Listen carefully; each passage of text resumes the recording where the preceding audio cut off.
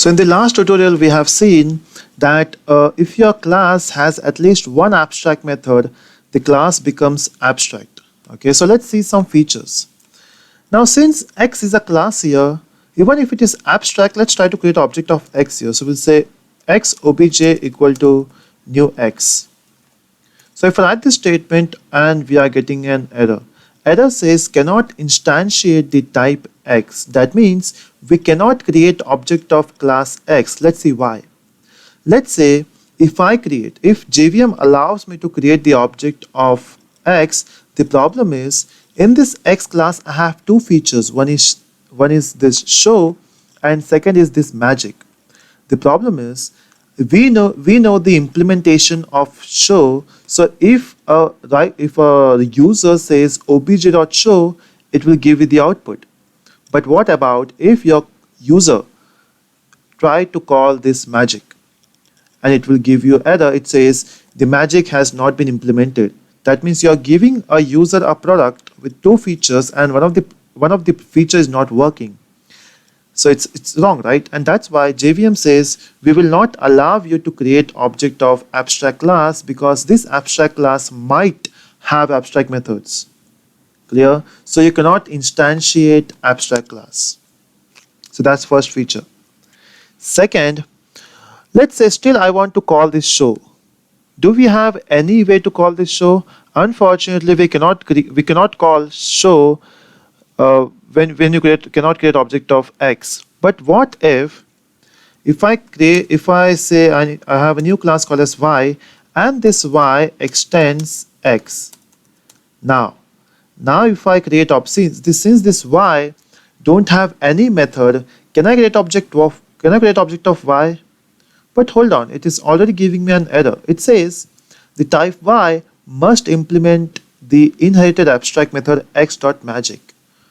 Okay, so when you talk about inheritance, it imports or it fetch all the public properties. So it is fetching this show and it also fetching this abstract method. That means by default this class y has an abstract method called as magic. If you are not overriding it, that method or that class also becomes abstract. Clear? Now since we want to implement it, unfortunately we don't have choice now. We'll say public void magic. So what we are doing here is we are overriding a method called as magic. So instead of fetching this feature here, it is implementing a magic method, and we'll print something here. We'll say system dot out dot println,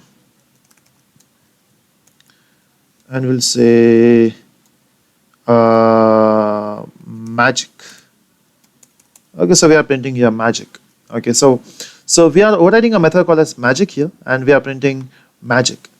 Now can I create object of y? And yes, you can create object of y. Is because you are implementing or you are overriding a method abstract in this y class. So whenever you have an abstract class and if you want to call the method of abstract class or if you want to instantiate abstract class, you need to create a class. That class need to extend your abstract class and you have to implement all the methods. Let's say if this class has one more method which is public abstract void abc, and since this abc is also abstract, it will give you an error. Again, you cannot say this y is non-abstract. Is because in this you have a method called as abc which is abstract and you are not implementing that method. So we need to implement here ABC also. So we have to say ABC bracket. Now you will not get error. So we need to implement all the abstract methods in the subclass. Since we don't need this here, this was okay. So let me remove that ABC. And what we have now is you have this method magic and you have implemented magic here. Now instead of creating object of we can create a reference of x. So there is no problem of creating a reference.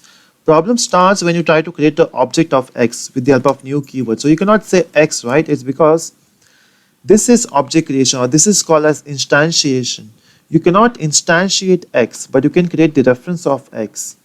And since we know from the last tutorial, whenever you create object of subclass, you get object of superclass.